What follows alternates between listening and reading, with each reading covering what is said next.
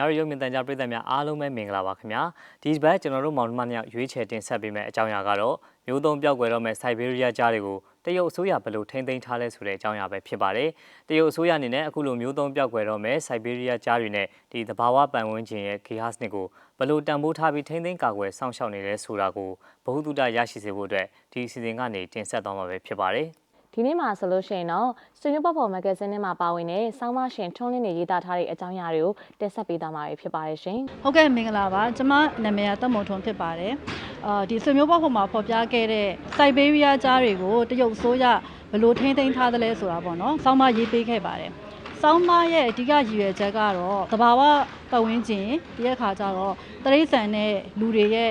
သဟဇာတဖြစ်မှုပေါ့နော်။ဒီမျိုးသုံးသောမဲ့တရိษံတွေကလည်းအရေးကြီးတယ်ဆိုတဲ့အကြောင်းအဲ့ဒီမျိုးသုံးသောမဲ့တရိษံတွေကိုတရုတ်ဆိုးရထိန်းသိမ်းစောင့်ရှောက်ထားတဲ့နီးစနစ်တွေအဲ့ဒါလေးတွေကိုဒါမြန်မာပြည်သူပရိသတ်ကိုလည်းသိစေချင်တဲ့အတွက်ဒီဆောင်းပါးကိုရေးခဲ့တာဖြစ်ပါတယ်အဲ့ဒီကိုကျမကိုယ်တိုင်သွားပြီးတော့လဲပတ်ခဲ့တယ်ကျမရဲ့ဒီပေါ့နော်တရုတ်ကျောင်းအဆက်အသွယ်နဲ့ပေါ့နော်ကျမသွားပြီးလဲပတ်ခဲ့တဲ့အခါမှာတွေးမြင်ခဲ့ရတဲ့ဗဟုသုတရစရာလေးတွေကိုမျှဝေခြင်းတဲ့အတွက်ရေးပြခဲ့ခြင်းဖြစ်ပါတယ်ဆောင်းပါးထဲမှာဆိုရင်တော့ဆောင်းပါးရှင်ကမျိုးသုံးပြောက်ွယ်တော့မယ်စိုက်ဘေးရီးယားကြားတွေရဲ့ကျဆားရနေရာကိုလည်းဖော်ပြထားတာဖြစ်ပါတယ်။ရုရှားရှေ့ပြဒေသနဲ့နယ်နိမိတ်ချင်းထိစပ်နေတဲ့ဟေလောင်ဂျန်ပြည်နယ်ဟာဆိုလို့ရှိရင်တော့တရုတ်နိုင်ငံရဲ့အရှေ့မြောက်ဘက်စွန်းဒေသဖြစ်ပြီးတော့မြောက်ကိုရီးယားနိုင်ငံရဲ့အပေါ်ဘက်ပိုင်းမှာတည်ရှိရကြမလို့အပူချိန်ဟာဆိုလို့ရှိရင်လေဆောင်းထဲမှာ -20 ဒီဂရီနဲ့အထက်ရှိတဲ့နေရာတစ်ခုပဲဖြစ်ပါတယ်။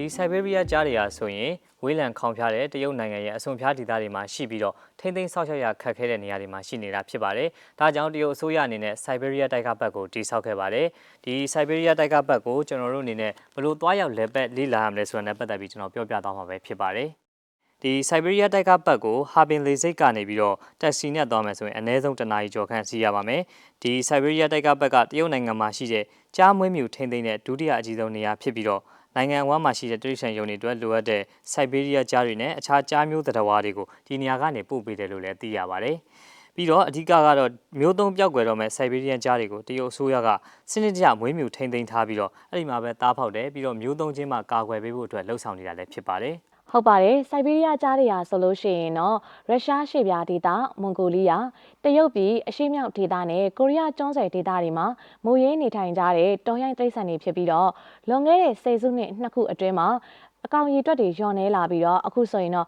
မျိုးသုံးပြောက်ွယ်လို့နေပါဖြစ်လာပြီဖြစ်ပါတယ်။ဒီလိုမျိုးသုံးပြောက်ွယ်တော့မယ်ဒီစိုက်ဘေးရီးယားကြားတွေရောတခြားမျိုးစိတ်တွေရောဒီလိုထိမ့်သိမ်းဆောက်ရှောက်မှုပြုလုပ်တာကကျွန်တော်တို့သဘာဝပတ်ဝန်းကျင်အတွက်မဖြစ်မနေလိုအပ်တဲ့အကြောင်းအရာလို့တော့ကျွန်တော်ထင်တယ်။ဟုတ်ပါတယ်။ဘာကြောင့်လဲဆိုတော့တော်ရိုင်းတရိษံတွေမကဘူးပေါ့နော်။တဘာဝအတွက်ဒီတရိษံတွေတဘာဝတွေအပင်တွေကလိုတဲ့ဖြစ်တဲ့ကြောင့်မလို့ထိမ့်သိမ်းဆောင်းလျှောက်တယ်ဆိုတာကတော့ကောင်းမွန်တဲ့အလုပ်ရတစ်ခုပါပဲ။အခုလိုမျိုးပေါ့နော်တန်မိုးရှိလာတဲ့ကြားတွေရာဆိုလို့ရှိရင်တော့ဘာကြောင့်ပေါ့နော်မျိုးသုံးပြောက်ွယ်လူနေပါဖြစ်လာလဲဆိုတာအကြောင်းရင်းတော့ရှိမှာပဲပေါ့နော်။အဲ့ဒီအကြောင်းရင်းကိုပြပြပေးပါအောင်။အဲ့ဒီအကြောင်းရင်းကတော့ကျွန်တော်တို့ဒီ1990ပြည့်နှစ်မှာပေါ့ဒီဆိုဗီယက်ပြည်ထောင်စုကြီးပြိုကွဲပြီးတော့ရုရှားနဲ့တရုတ်နယ်စပ်ရှောင်းမှာတရားမဝင်တစ်တော်ရှင်းနေတာတွေလုပ်တယ်ပြီးတော့တော်ရင်ဒရိษံတွေကိုအစင်ချင်မှတ်တပ်ဖြတ်တယ်တပ်ဖြတ်ထားတဲ့တော်ရင်ဒရိษံတွေကိုရောင်းစားတယ်အဲ့လိုတွေလုပ်တော့ကျွန်တော်တို့ဒီစိုက်ဘေးရီးယားကြားတွေကတဖြည်းဖြည်းနဲ့မျိုးသုံးလာခဲ့တာပေါ့ကိုရီးယားကျွန်းဆွယ်မှာနေထိုင်ကျက်စားတဲ့စိုက်ဘေးရီးယားကြားမျိုးတွေကလည်း1910နဲ့1945ခုနှစ်ဒီဂျပန်အုပ်ချုပ်ရေးချားမှာဒီမျိုးပြုတ်အောင်ပြီးရှင်းလင်းတုတ်တင်ခြင်းကိုလည်းခံခဲ့ရသေးတယ်။ဒါကြောင့်ဒီစိုက်ဘေးရီးယားကြားတွေကကမ္ဘာပေါ်မှာမျိုးသုံးပြောက်ွယ်လို့နှီးပါဖြစ်နေတဲ့တော်ရိုင်းသတ္တဝါဆင်ဖြစ်လာတယ်လို့ဆောင်းပါးရှင်ကတော့ဖော်ပြထားတယ်။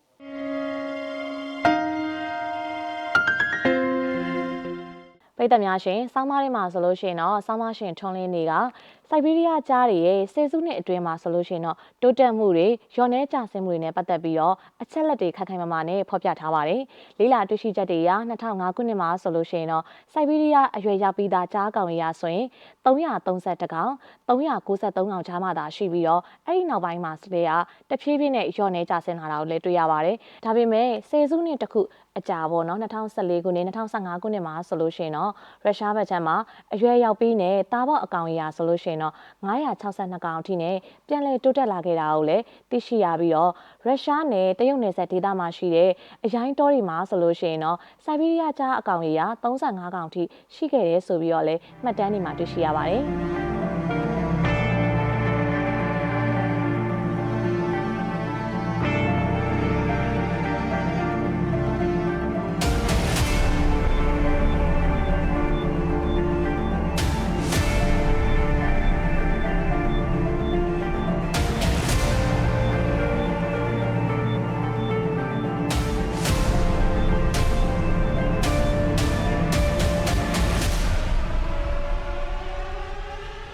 ်ဒီ Siberian ကြားတွေကနှစ်ကာလကြာလာတာနဲ့မျှမျိုးသုံးပြောက်ွယ်လို့နေပါဖြစ်လာတာပေါ့ ဟုတ်ပါတယ်ဒီလိုမျိုးပြောက်ွယ်လာလေပေါ့နော်ကျမတို့တွေအနေနဲ့ကနေပြီးတော့ပို့ပြီးတော့ကာကွယ်ထိမ့်သိမ်းဖို့ကလိုအပ်လာတာပဲဖြစ်ပါတယ်ဒါကြောင့်ဒီမျိုးသုံးပြောက်ွယ်တော့မဲ့ဒီ Siberian ကြားတွေကိုထိမ့်သိမ်းကာကွယ်ဆောင်ရှောက်ဖို့အတွက်တရုတ်အစိုးရအနေနဲ့ဒီတရုတ်နိုင်ငံဟာဘီမြို့မှာရှိတဲ့ Siberian တိုက်ကပတ်ဟာဆိုရင်ဧကပေါင်း350ကျော်ကျယ်ဝန်းပြီးတော့တကဘာလုံးအတိုင်းအတာအရအကြီးဆုံးသဘာဝဘေးမဲ့ဥယျာဉ်တော်ကြီးလည်းဖြစ်ပါတယ်ဒီ Siberian တိုက်ကပတ်ထဲမှာဆိုရင်အရွယ်ရောက်ပြီးသားနဲ့ကြားသားပေါက်အကောင်ကြီးစုစုပေါင်းတသိန်းခန့်ကိုမွေးမြူဆောင်ရှောက်ပေးနေတာလည်းဖြစ်ပါတယ်ပြည်သက်ကြီးအနေနဲ့ဒီ Siberian တိုက်ကပတ်ကိုတွားလှည့်ခြင်းနဲ့ဆိုရင်ကြားပြတိုက်နဲ့မျိုးပွားထိမ့်သိမ်းထားရစခန်းတွေကိုကိုယ်တိုင်လေ့လာတွားရောက်ကြည့်ရှုနိုင်ပြီးတော့ဒီကြားထိမ့်သိမ်းရေးအဖွဲ့ကနေပြီးတော့ခွင့်ပြုထားတဲ့အသားအစာတွေကိုကြားတွေကိုလည်းကျွေးမွေးနိုင်ပါတယ်ပြီးတော့ခြံတီးရုပ်ခတ်ထားတဲ့ခြံထဲကလှုပ်ရှားသွားနေတဲ့ကြားတွေဒ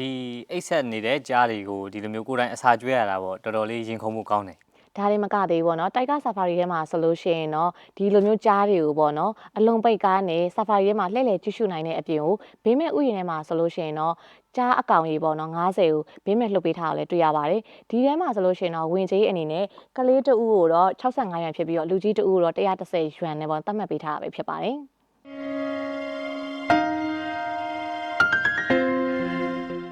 ်ဆက်လက်ပြီးတော့ပြည်သက်တွေကိုဒီ Siberia တိုက်ကပတ်ရဲ့တမိုင်းကိုဘူးသူတအနေနဲ့သိရှိစေဖို့ကျွန်တော်ပြောပြပေးခြင်းပါတယ်ဒီ Siberia တိုက်ကပတ်ဖြစ်မတိဆောက်ခင်က1980ခုနှစ်အကျော်ပိုင်းနေမှာဒ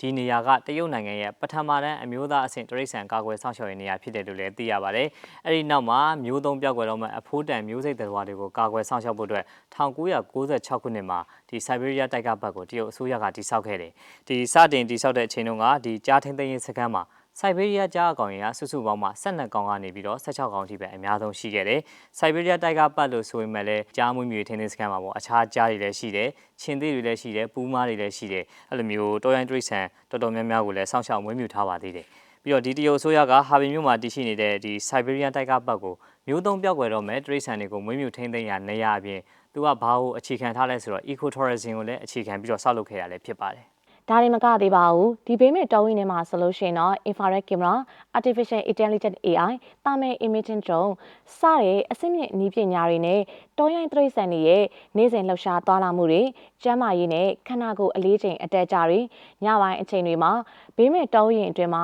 ကြားတွေရဲ့လှုပ်ရှားမှုတွေကိုစောင့်ကြည့်ပြီးတော့ထိမ့်သိမ်းဆောင်ရှောက်ထားတာပဲဖြစ်ပါတယ်ဒီတောဝင်ထဲမှာဆိုလို့ရှိရင်တော့ဆာဖီရီးယားကြားတွေရာဆိုလို့ရှိရင်တော့အသက်9နှစ်နဲ့10နှစ်ကြားအတွင်းမှာရှိတဲ့ကြားတွေကိုမွေးမြူထိမ့်သိမ်းထားရှိထားတာပဲဖြစ်ပါတယ်ကြားတွေကိုလေ့လာကြည့်လိုက်လို့ရှိရင်ကတချို့နေရာမှာဆိုရှင် infrared နဲ့သူတို့ကြားတွေကိုထောင်လန်းထားတယ်ပေါ့နော်တီရှူစောင့်ရှောက်နေတယ်ဆိုတာမျိုးပေါ့ဥပမာညဘက်တွေမှာဆိုလို့ရှိရင်မှောင်နေတဲ့နေရာမှာဆိုရှင်ဒီညကြည့်ကင်မရာတွေနဲ့လည်းသူတို့က CCTV တွေပေါ့နော်အဲ့ဒါတွေကိုလည်းသူတို့လုပ်ထားကြတယ်ဆိုတော့ညဘက်ကအစားဒီနေကင်းဘက်တွေရောဒီကြားတွေရဲ့ကျမ်းမာရေးသွာလာလှုပ်ရှားမှုအကုန်လုံးကိုသူတို့ monitor အမြဲတမ်းလုပ်နေတယ်ဆိုတာကိုသိခဲ့ရတယ်ပေါ့နော်ဒါဆိုလို့ရှိရင်ဒါကျမတို့နိုင်ငံမှာဆိုရှိလည်းမရှိသေးဘူးဆိုတဲ့အတွက်ကြောင့်မလို့ဒါကိုပြောပြချင်တာပေါ့နော်အဲ့ဒါကြောင့်လည်းထည့်ပြီးတော့လိုအပ်တဲ့အချက်အလက်ကြတော့ကျမပြန်ပြီးတော့စာတွေဖတ်ပြီးတော့ပြန်ရှာပြီးတော့ပြန်ထည့်တာပေါ့တိုက်ကဆာဖာရီထဲမှာဆိုလို့ရှိရင်တော့ Popular Science Exhibition Hall စတဲ့ပြခန်းတွေကိုလည်းအခမဲ့ကြည့်ရှုနိုင်ပြီးတော့အေးပိုင်းဆောင်မှာကျန်လည်ကျဆားလေးရှိတဲ့တောရိုင်းတရားဝါများနဲ့ပတ်သက်တဲ့အကြောင်းအရာတွေကိုလည်းရွတ်ပုံနဲ့ရောစာနဲ့ပါနှစ်မျိုးစလုံးနဲ့လေ့လာပြီးတော့ကြည့်ရှုနိုင်တာပဲဖြစ်ပါတယ်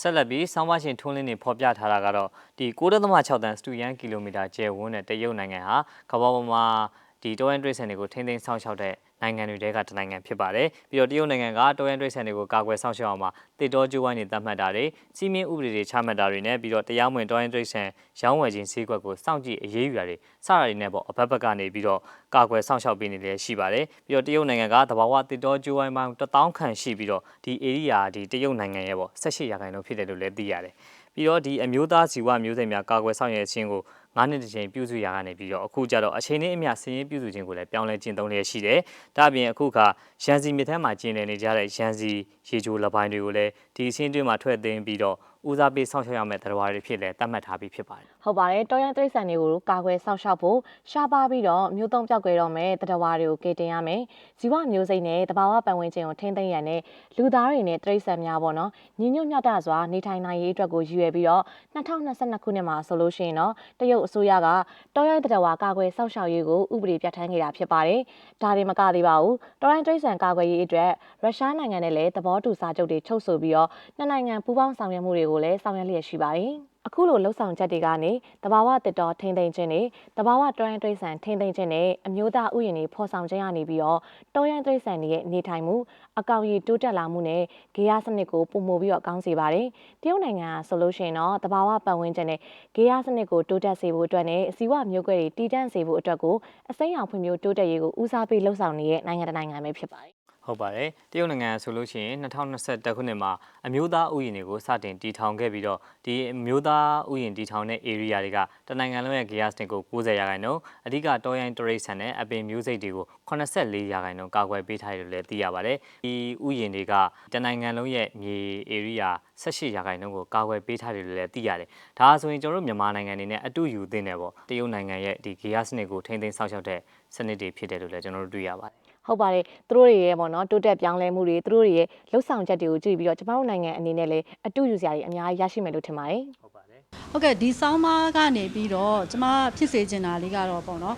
မြန်မာနိုင်ငံလိုမျိုးဖွံ့ဖြိုးဆဲနိုင်ငံအနေနဲ့တရုတ်နိုင်ငံလိုမျိုးနိုင်ငံကြီးတွေကအခုလိုမျိုးတဘာဝပတ်ဝန်းကျင်တွေတဘာဝတရိษံတွေကိုထိမ့်သိမ်းစောင့်ရှောက်နေတဲ့ဤစနစ်တွေကိုအတူယူစေချင်ပါတယ်ရှင်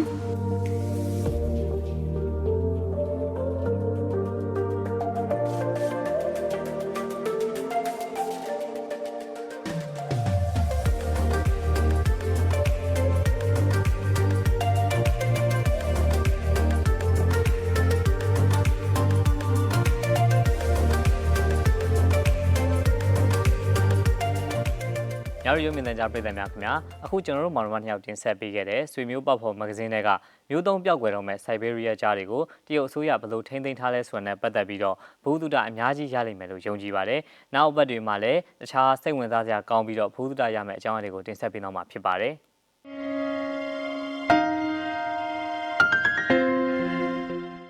များရုံမြင့်တဲ့ကြားပြည်သူများခင်ဗျာတရုတ်နိုင်ငံဟာ1949ခုနှစ်ကတရုတ်ပြည်သူ့သမ္မတနိုင်ငံဖြစ်စတင်တည်ထောင်ပြီးတဲ့ကတကားဖွင့်ပြုပြင်ပြောင်းလဲရေးမူဝါဒကြောင့်ဒီနှစ်ပေါင်း80ကျော်အတွင်းမှာအရှိန်ဟုန်ကောင်းကောင်းနဲ့တိုးတက်အောင်မြင်တဲ့နိုင်ငံတကာနိုင်ငံဖြစ်ရပ်တည်နေတယ်ဆိုတာပြည်သူများအားလုံးအသိပဲဖြစ်မှာပါဒီအောင်မြင်တိုးတက်တဲ့နိုင်ငံကြီးတစ်နိုင်ငံကကျွန်တော်တို့နိုင်ငံရဲ့အိမ်နီးချင်းနိုင်ငံဖြစ်တယ်ဆိုတာကျွန်တော်တို့အတွက်တော့တန်ဖိုးမဖြတ်နိုင်တဲ့အခွင့်အလမ်းတစ်ခုပါပဲ